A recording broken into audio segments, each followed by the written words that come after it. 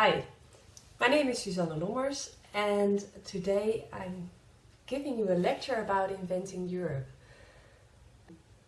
When you take a look at our website, you see a simple website. You see that Inventing Europe is a digital museum for science and technology. So what we're going to do in this lecture today is that I first show you that Inventing Europe is much more than that. So I'll give you a background of the project behind the website. The second thing that we're going to do today is that I'm going to tell you a little bit more about the kind of history that we tell in our museum and why we do so.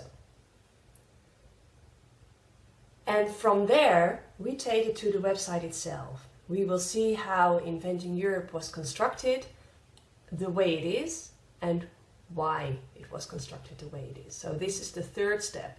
And this third step is all about the engagement with the kind of history that we tell and the objects that we show. And then we end with a fourth step, and that is also a very important one, namely the use and the reuse of the materials that we offer online by our visitors themselves. So this fourth step is all about the interaction and the creation of new context and new meaning to the materials that we offer. So Inventing Europe is more than an online digital museum. It is an online collaborative platform and a platform that connects many different communities. It connects the world of research, and specifically scientific research on science and technology history, with the world of Europe's cultural heritage, with the world of universities across Europe, in the sense of teachers who work with the website, but also students who work with the website in class, people like you. And the very first start of Inventing Europe was back in 1999, when a group of historical researchers created the Tensions of Europe Research Network. And the idea of this new network at the time was that Europe's history was supposed to be told from a perspective of science and technology. Because I don't know how your high school history teaching was, but if I recall mine, I can hardly remember anything being said about technology other than the railways and the telegraph reduced the world in time and space. So, over 17 years, more than 300 North American and European historians together researched the role of science technology in European history. And this collaboration went across borders and has led to numerous important international publications. And at the founding table of the Tensions of Europe network were also cultural heritage professionals. Because if you are working in an archive or a library or a museum, you will see that there are many very knowledgeable people, very knowledgeable historians who know everything about the collections that they own. And those heritage professionals, they said, well, it's really great that this network is here, but we need to establish a collaboration between these two worlds. So the Tensions of Europe Research Network has from the start in 1999 connected the worlds of research with the worlds of cultural heritage.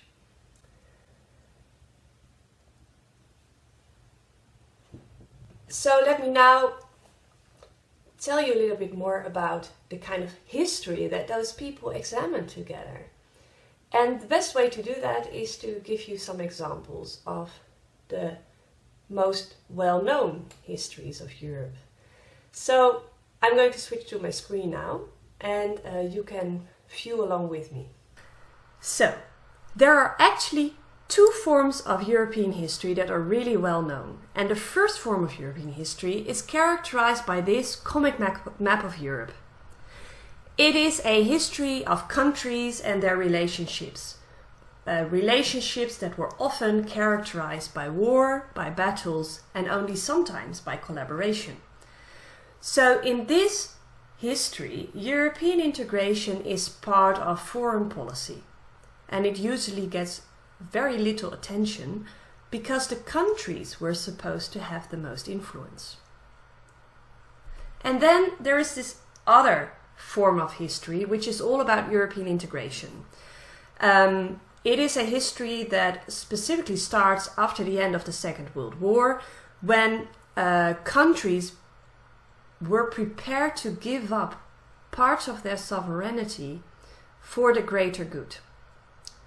They never wanted to have another world war again. And the idea of a third world war was very concrete. So if you look at this picture, you see that the European countries with the umbrella defended against the red danger. The danger of a possible third world war with the Soviet Union.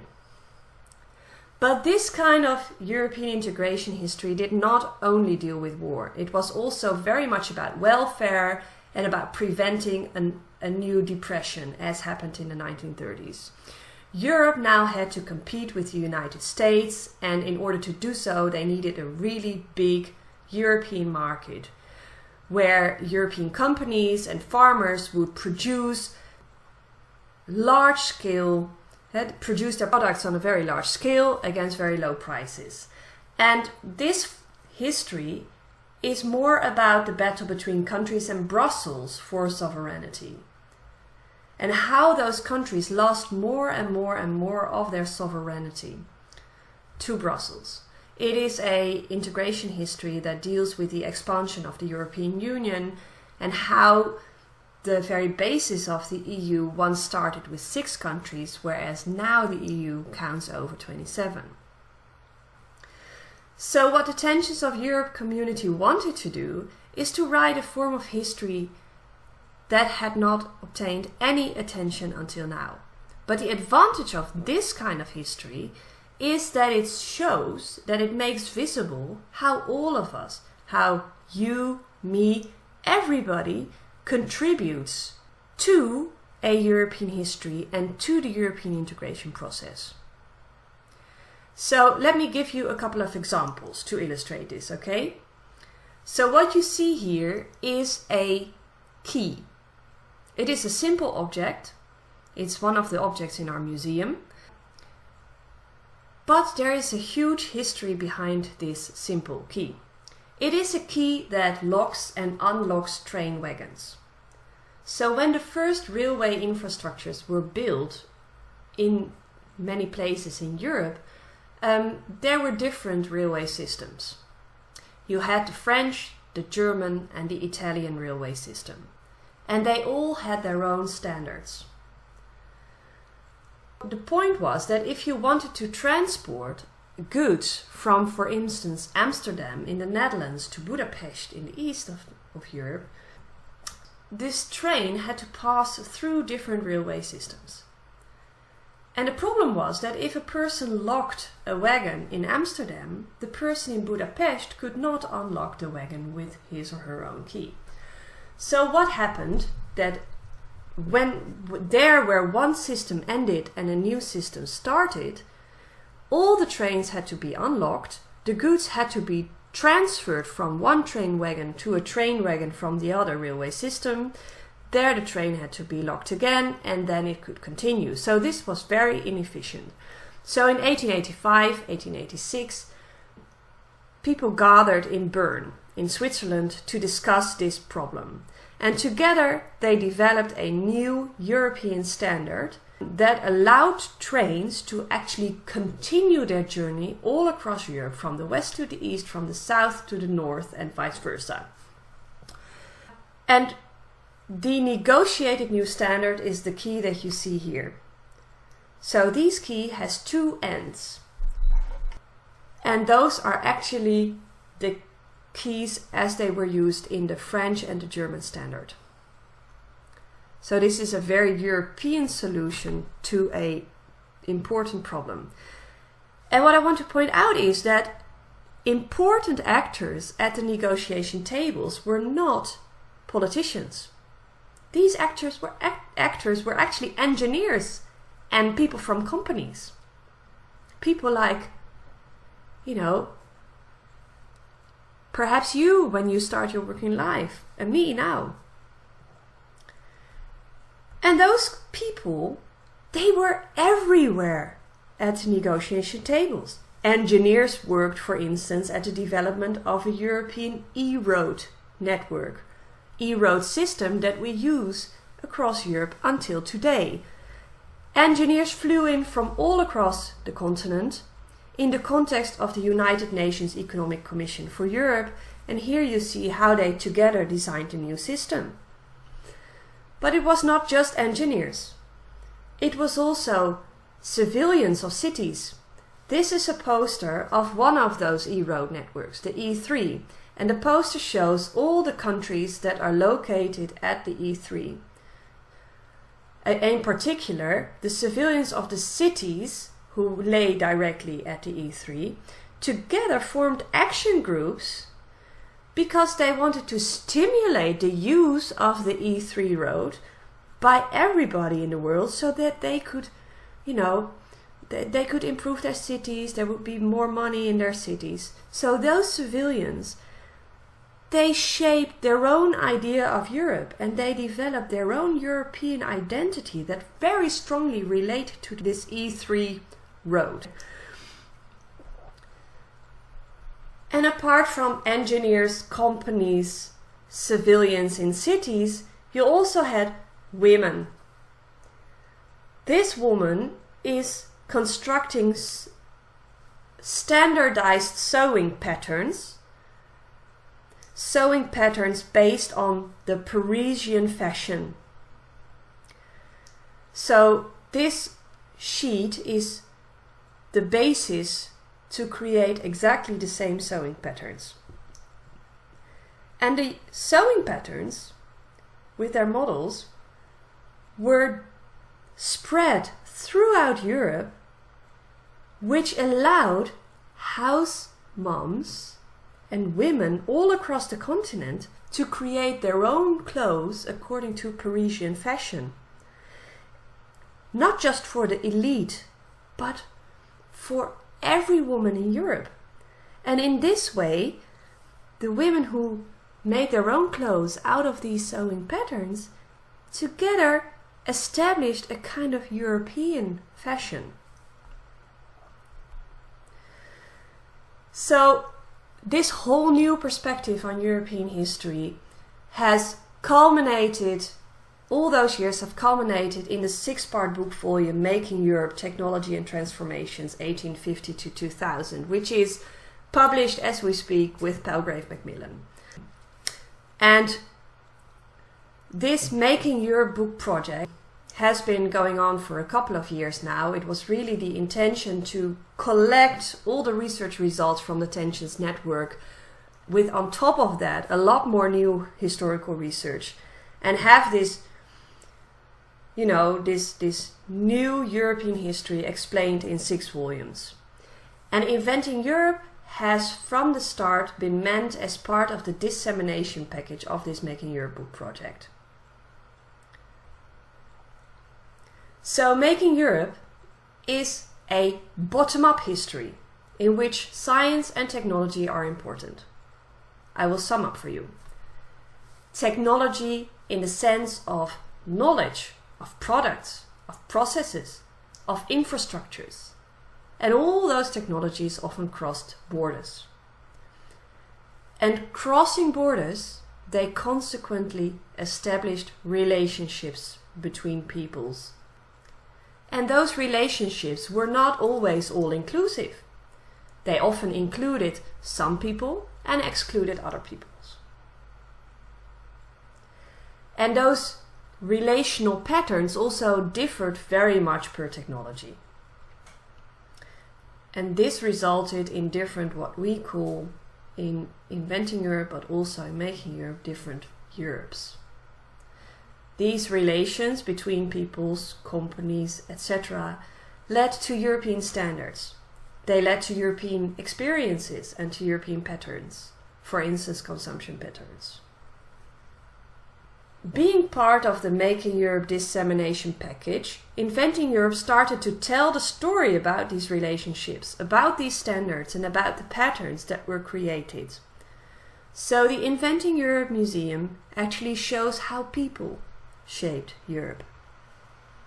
So, we now discussed the first two parts of today's lecture, the background of the Inventing Europe project and the kind of history that Inventing Europe is telling on its website. Inventing Europe has been a very path-dependent process which started in 2011 when the Making Europe book project actually started out. And this has had a major influence on the website itself.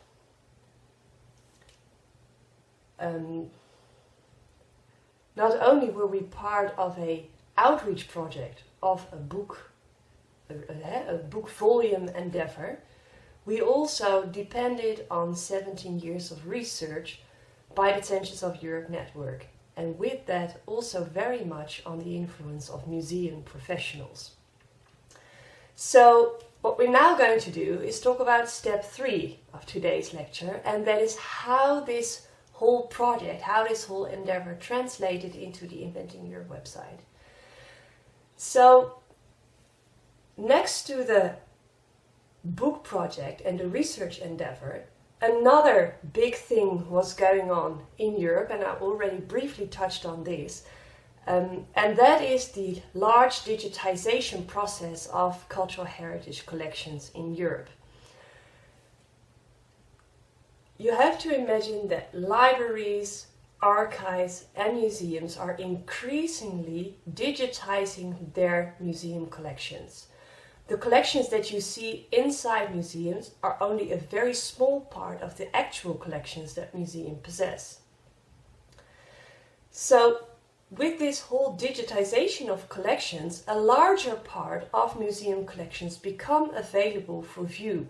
And they become available for view for everybody, namely via the internet. And one of our partners, Europeana, is very active in this. Europeana brings those digital collections of different institutions together and makes them available via a search portal, which you can find at www.europeana.eu. Inventing Europe actually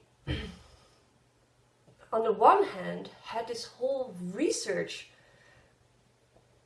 results and those book series coming up, and on the other hand, it had 12 museum partners who were willing to collaborate and make their digital collections available for us to work with. So this whole idea of making Europe where you have a bottom-up history of Europe, where the people are important, where you speak about infrastructures that connect the local, the national and the international level with each other, so a transnational perspective, could now also be brought onto those museum collections, because museum collections are also located in various parts of Europe. And when you take those different collection items from different parts of Europe and you bring them together, you have automatically a new kind of European and transnational history to tell. So, on the one hand, the research, on the other hand, the cultural heritage collections. And then we had to think back in 2011, how are we going to bring these together? And we decided to create different entry points into this new European history. Entry points more from a narrative perspective and entry points more from a object-oriented perspective. So now I'm going to share with you my screen again, and I will discuss with you the various ways in which we created engagement with the materials that we offered and the ways that we decided to show those materials to our visitors. So this is the Inventing Europe website, which you can find at www.inventingeurope.eu. So starting in 2011, one of our main goals was to have a balance between cultural heritage and research. A balance between history, the narrative, and the objects. And as the Making Europe book project was starting out, they decided to have a themed entrance into this new European history. So the book series was going to consist of 6 volumes that each discussed the daily lives, the infrastructures, the governance, the media, the globalization, and the knowledge societies of Europe. And that is why we chose an exhibition perspective. And each exhibition corresponds with one of the books in the Making Europe book series. These exhibitions, as you find on the homepage, are very object-oriented because we thought objects are more attractive for people than a lot of text. And if you click on the enlargement, you find the objects enlarged and you can take a closer look at them. You can read more about the exhibition to get a better idea of what you can expect. So here is the text, here's the history. And then you can decide, okay, I want to view this exhibition. And inside of each exhibition, you find different tours through Europe's history. Each tour consists of 6 objects and 6 stories. So let me briefly go back. Because balancing research and balancing cultural heritage happens on the home site already. You have the exhibitions that go to a narrative and that go to tours, which are very much research based. And when you scroll down, there is more attention to our partners. So here you find the different partners that we work with. And on the left hand side you see that we have also guest curator tours. And these tours are written by museum curators, more often than not.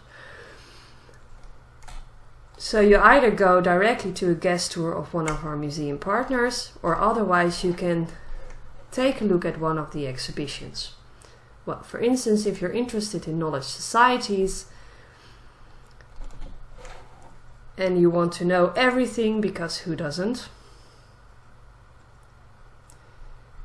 You start a tour through Europe's history. You start a tour at the hand of 6 objects and 6 stories.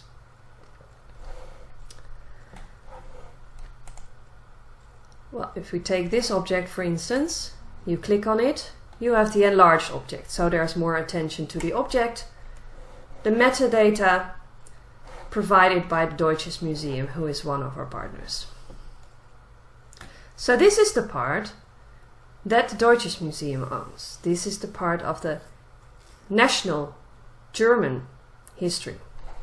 When you go back to the story, you get the European and transnational history around this object, within the context of all the other objects. And because it's research-based, we like to show the person who has written the tour. And in the exhibition, these are often scholars. So you view their name. If you click on the name, I will not do that now, you find his biography and all the other tours on Inventing Europe that he has read. Another space where you can view that those are really scholarly based is that you see how you can cite this page if you want to use it in your essay, for instance. And you can find the sources that the author used to create a tour.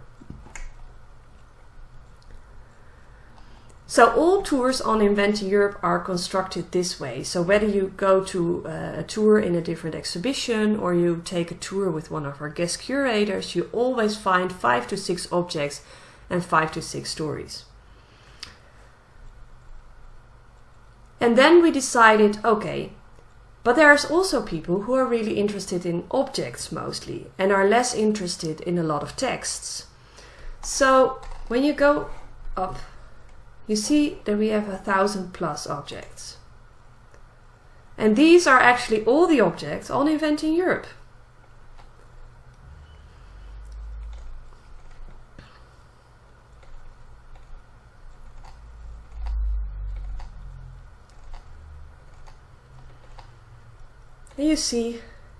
And you see the title of the story. You can have the option to view the story or the object. So if I scroll down, let me briefly do that. Where are you? Here we are. This is the object that goes with one of the stories in the Knowing Everything tour that we just viewed. So through the object you again get to the narrative. Through the object you go to the national metadata, and then you go to the European transnational story. This is one object entry point into the website. The other entry point into the website is when you scroll down and you find our What's Like This section.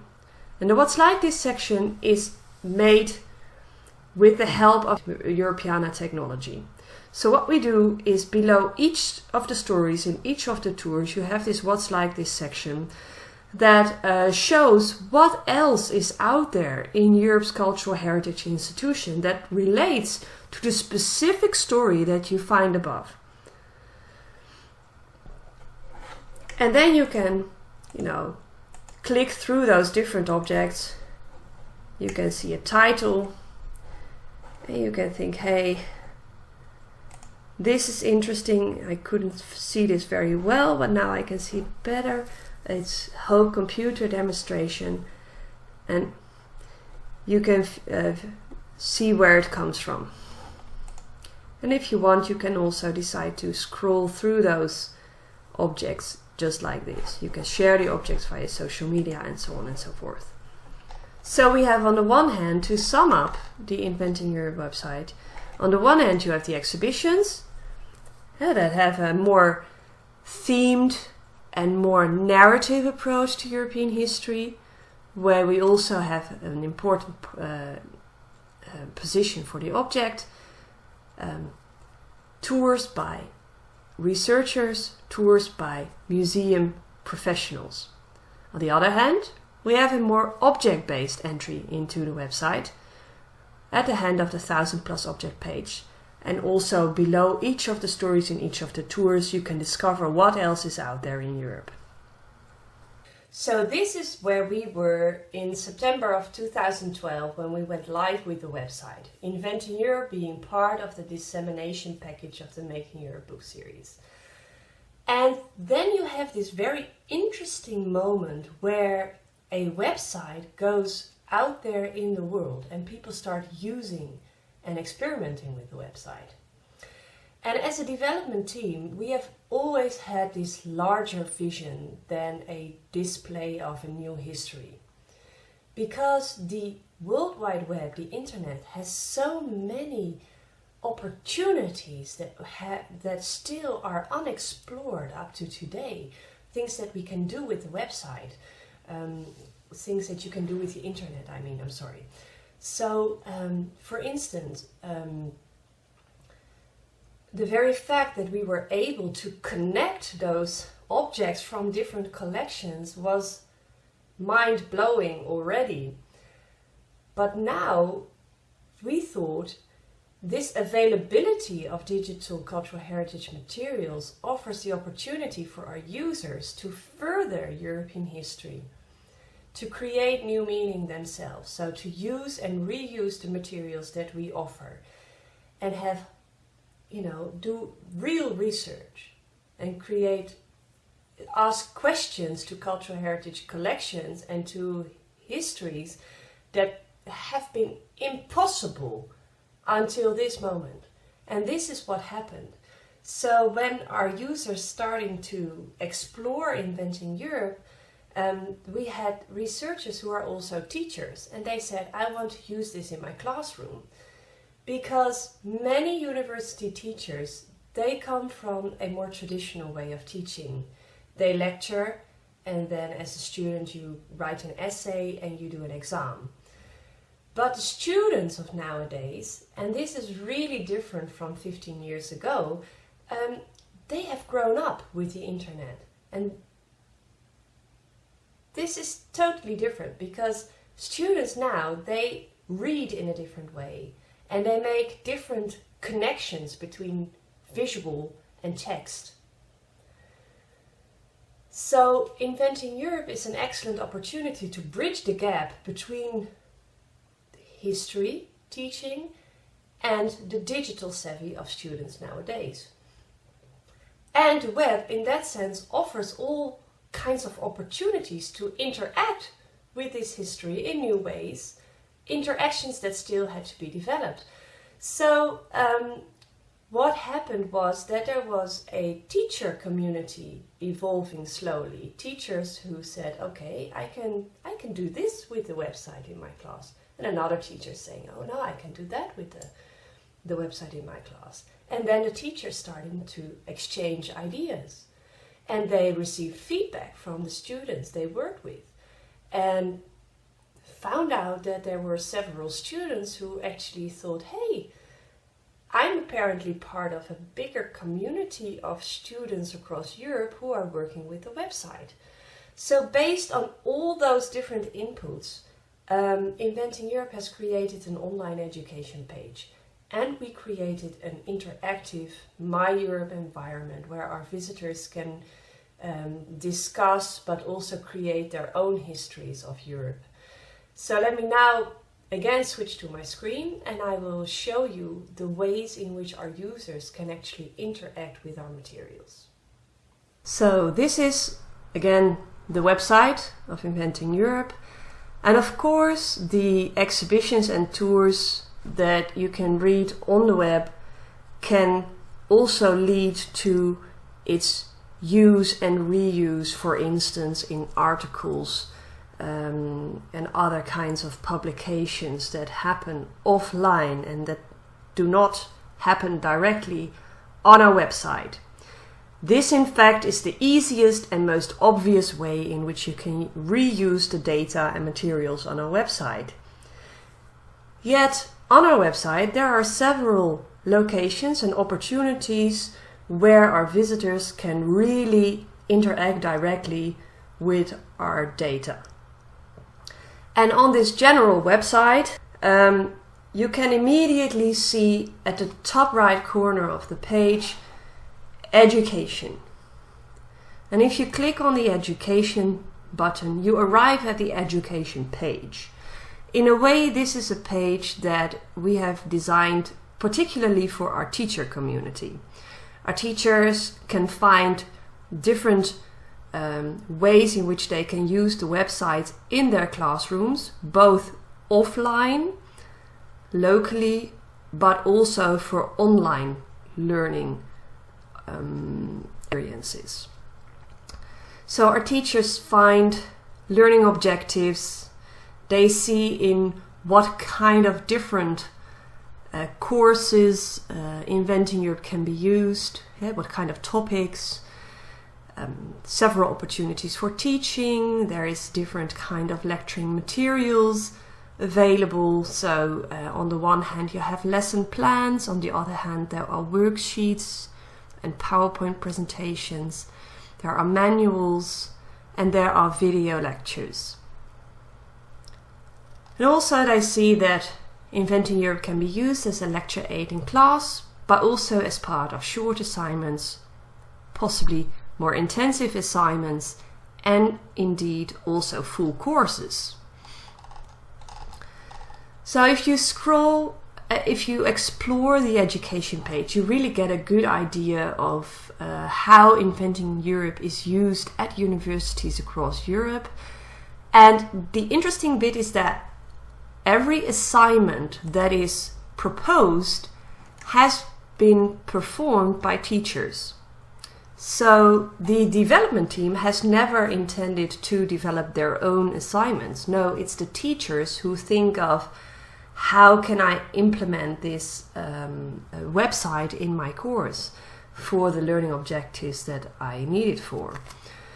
Yeah, just scroll through it and take a look, and you really get a good sense of the kind of creative assignments that our teachers have thought of. So this is the first entry point for teachers who want to use Inventing Europe in class. They can explore, they can get ideas, and then from there in the assignments we also propose several opportunities to interact with our materials online. So from there the teachers can test and view the different online interactivities that we offer them. And I now want to briefly explore with you those different opportunities. And the first one is on the official Inventing Europe museum page. So if we again go to the Knowledge Societies and to the Knowing Everything tour, below every story in these tours, you have the What's Like This section, which I already briefly showed you. But what I haven't showed you, other than that you can view the objects and that you find the search query that we used to obtain these objects, is that you can also adapt what you find. So there appears a filter system, and that allows you as a user to interact with these materials above. So you can say, I only want to view sound. Select, and you get the sound. You can say, I want to view sounds in between 1950 and now. And you can say, I only want sounds in the English language. And then it automatically adapts. So for instance, you want to listen to the sound. It is a National Life Stories on Cities' Lives, an interview with Georg Niesen, Deputy Chairman of the Stock Exchange from 1978-1981. And here you can view the metadata that belongs to the sound. And if you want to play the sound, in this case it opens an image. So it doesn't play online. So you will have to go to the item at the British Library itself and play the sound there. So whether or not you can play an audio or a video on Inventing Europe depends very much on the way in which the original provider has provided the data to Europeana. Another important part of this What's Like This section is the section on the right. Can I use it and copyright? We have several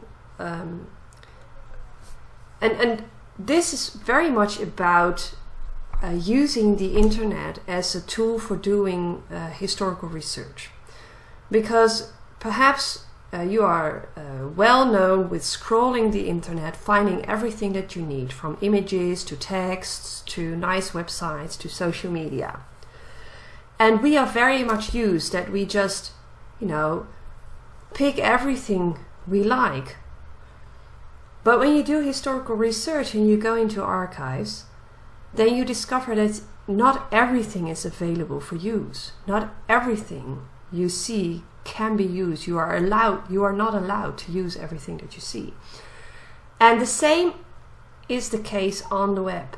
So there are 3 sections. Yes, you can use this with attribution. Yes, you can use this, but with restrictions.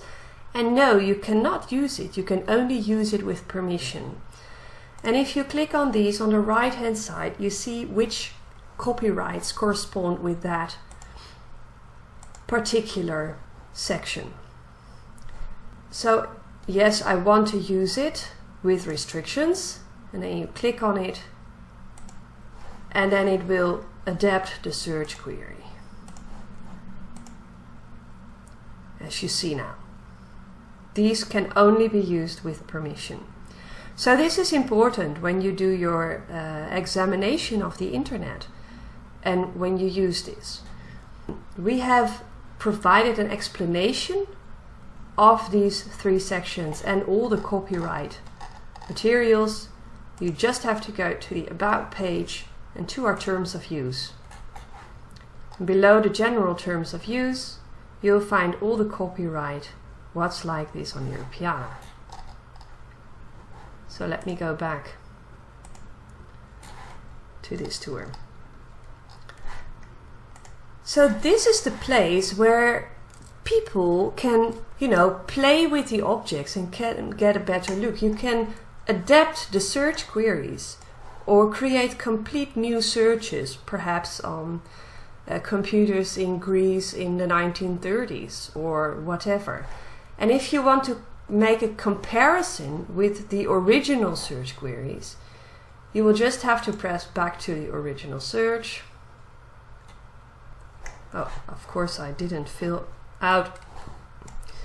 So you say, I want to see an image only in English. Click, you get this, and now you say, I want to go back to the original search. And then you say, back to my own search. So now you can switch between the original search and your own search.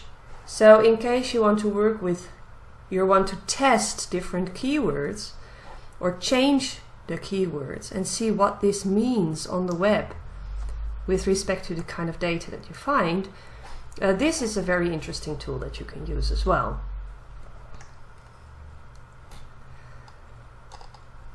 So on the official site, these are the 2 places, the education page and the What's Like This section, where you can really find ways to interact with our materials. And then we have the My Europe space, and this is really the interactive part of our website. It's behind password because we want to avoid spam and people who are not sincere with the website. So you go there, you create an account, for instance student 1. Let me fill out an email address, Europe.nl. I join My Europe as a student in your case, and I will say student 1. And you always have to agree to our terms and conditions. So you just create an account and then you will have to sign in.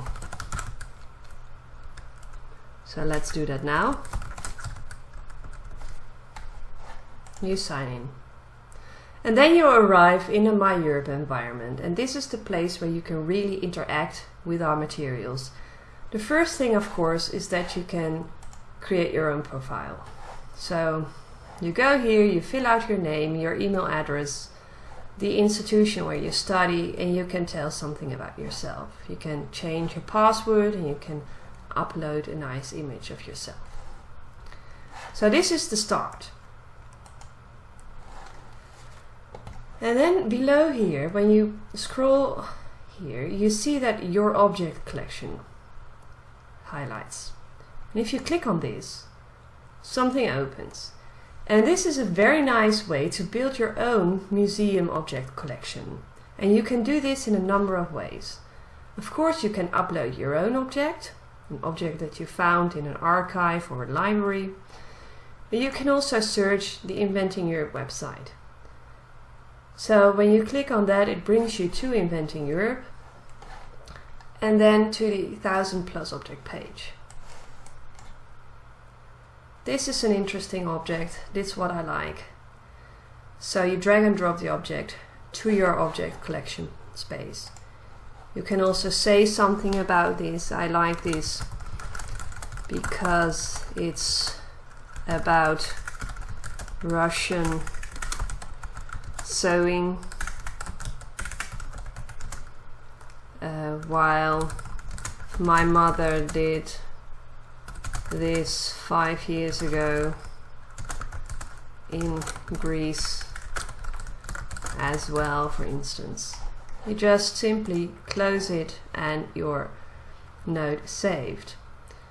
So when you have selected all the objects that you like, and you can also, of course, you can go here and say, hey, here, this is also an interesting object. This is also what I want. And the same procedure happens. So this is how you can create your object collection with objects from Inventing Europe itself. But you can also search Europeana.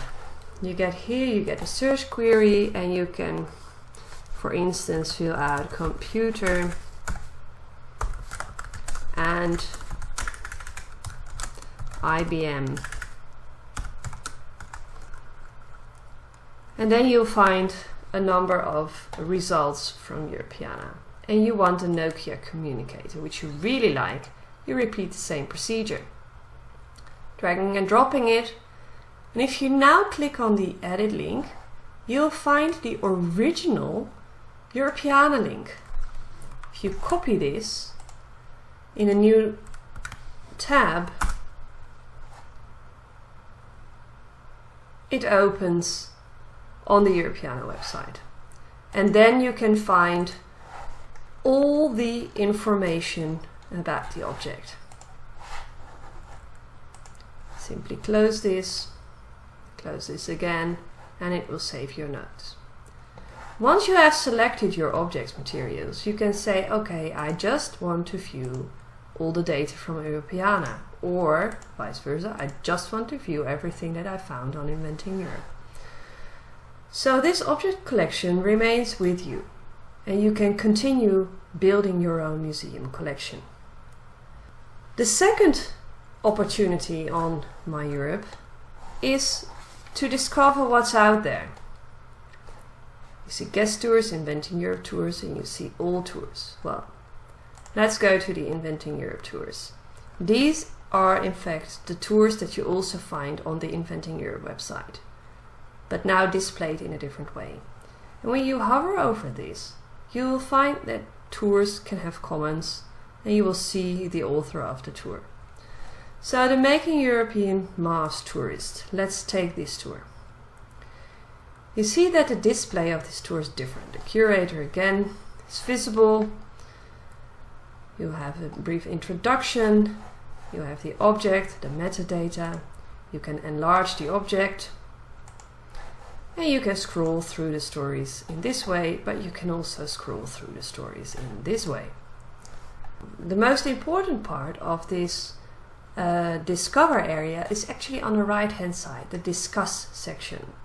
Because this is the place where you can start discussions around tours and around objects, stories.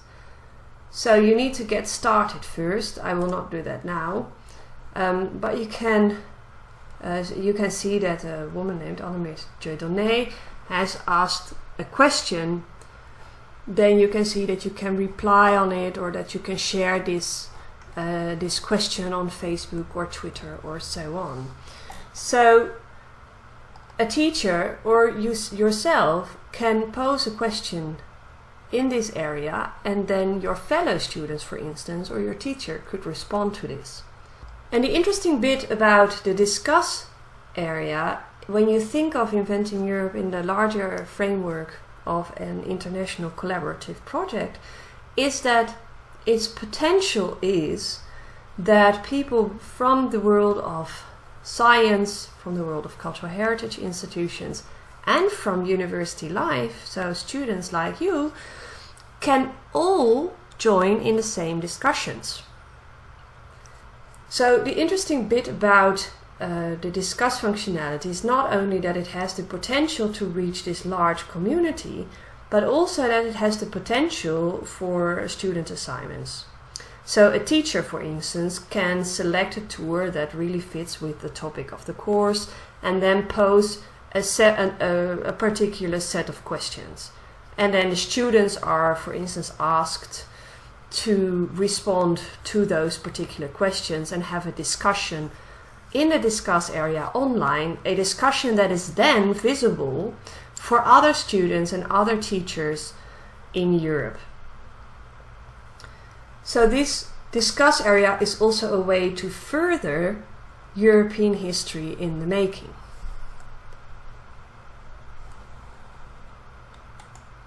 When we now go to the home page, again, the last interactive part of the website is actually to create a new tour. And this is perhaps the most compelling functionality that we have created in the sense of in the Inventing Europe spirit, because of course when you visit Inventing Europe you can take a tour through Europe, and by creating your own tour you can create your own tour through European history based on your own research. So you can do this alone, this is you, but you can also do this in groups. Well, my name is Susanna, so if you do it like this, you can add me to your tour and then we can work on the tour together. So in this case you would be adding your fellow students. And on the left hand side you see the various aspects of which a tour consists. Tour has a title. Click to edit your title. It has a very brief blurb, a one sentence blurb, and you have a very brief description of what the tour is about. You can do this in several languages, but it's always important to have the tour in English as well, so that other people from Europe can view your results. You can add a language, so for instance Greek. And if you then go to this tab, you will find all the opportunities to insert your tour in Greek. But let's for now turn to English. And these are the tour units. So these are the 6 stories and 6 objects of the tour. If you work with more than one person, you need to select a curator for the tour in question, so that your teacher knows who worked on what part of your tour. You can open your object collection and you can say, I need this Nokia communicator for tour unit 1, and I need the Russian sewing singer machine for tour number 2. Once you have done this, you click on edit. And then you go to the specific place where you can work on this specific story. You fill out the title, you have a story. Of course, you again have the opportunity here in English and here in Greek. You have to fill out your sources. And then the caption is communicated, but as you remember, we had received a link. So this is the place where you can find all the metadata that you need, because you used an object from Europeana.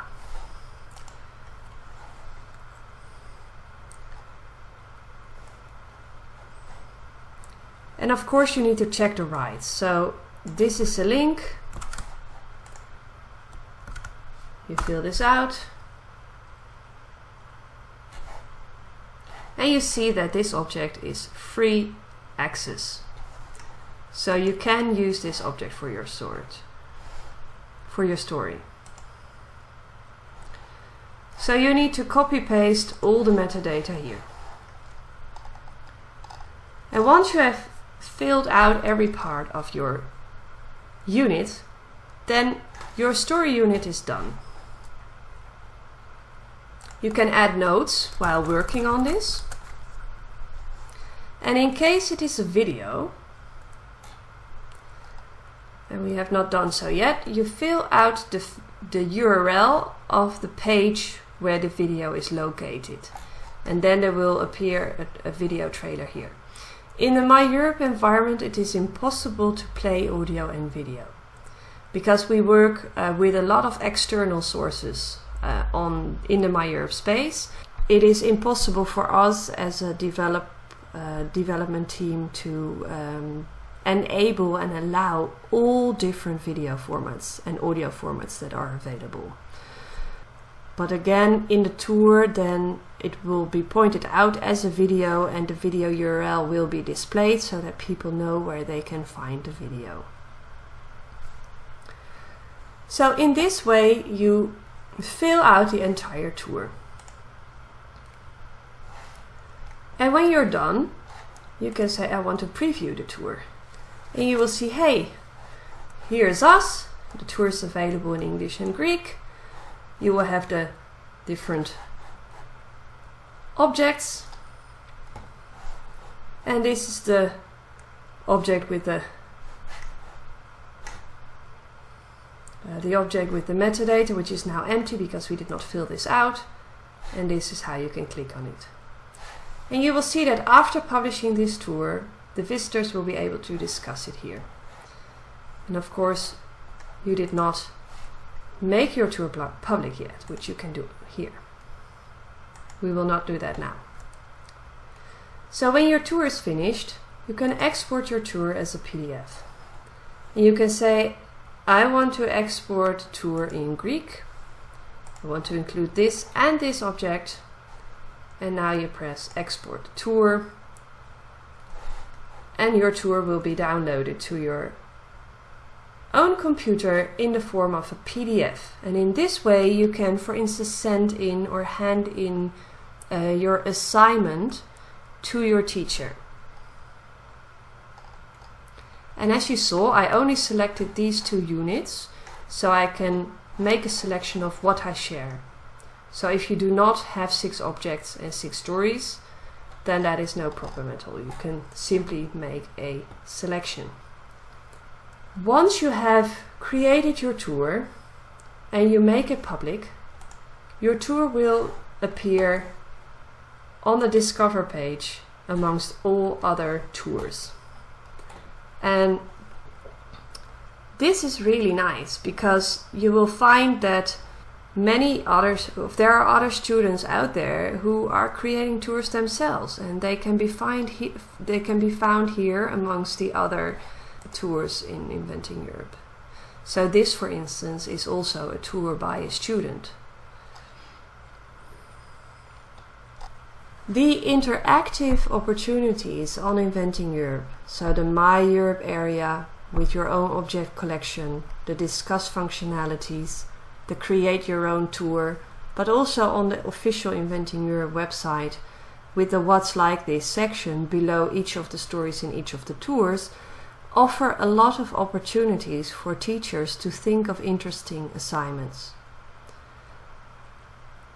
So they offer a lot of opportunities for teachers, for students, for cultural heritage professionals, and also for researchers to interact with our materials and to create new context and new meaning around our objects.